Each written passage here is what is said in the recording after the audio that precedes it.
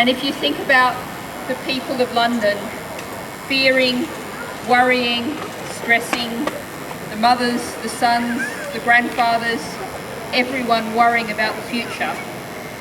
And if you think about that really has been the state of most of the 20th and 21st century and large parts of the world. But we have to begin by thinking of that First World War and all of the people who suffered in the horrors that are just about utterly unimaginable. And that is really where we need to begin this evening. But I think we do also have to think about the present and the future. And I was just standing here listening to the other speakers, and particularly listening to their German speaker, who earlier said how we look at past wars has an impact on our attitude to war today. And I think that's something that's really important to reflect on. But something that's also important to reflect on is something that happened behind us around less than a year ago. And that was the vote against military intervention in Syria.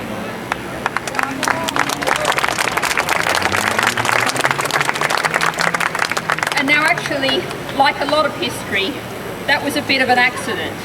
Had the government proved itself to be more organised and together than it is, and sometimes thank goodness that it isn't, they would have won that vote. But they didn't get themselves organised and they lost that vote. And I think if we think about of all the horrible, horrific things that have happened in the last 4 years of this government, actually history may remember that as one of the most important events that happened. Because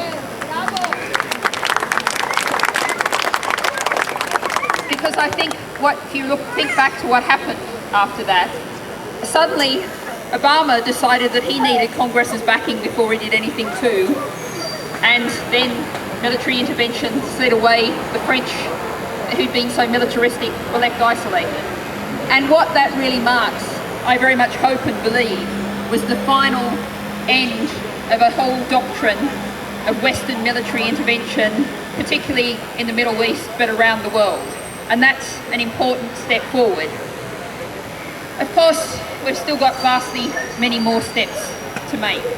And I think again we can go back to 100 years ago, or perhaps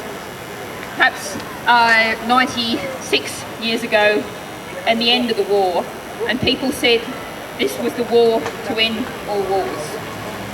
And we've done an absolutely terrible job on delivering on that.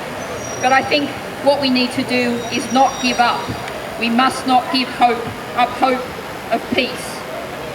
Because in the Green Party, we're quite used to saying things like, we want a society that works for the common good, not just for the few, and we want a society that works within the environmental limits of our one planet. And lots of people saying, oh, well, yeah, it sounds really nice, but it's just a pipe dream and it's never going to happen.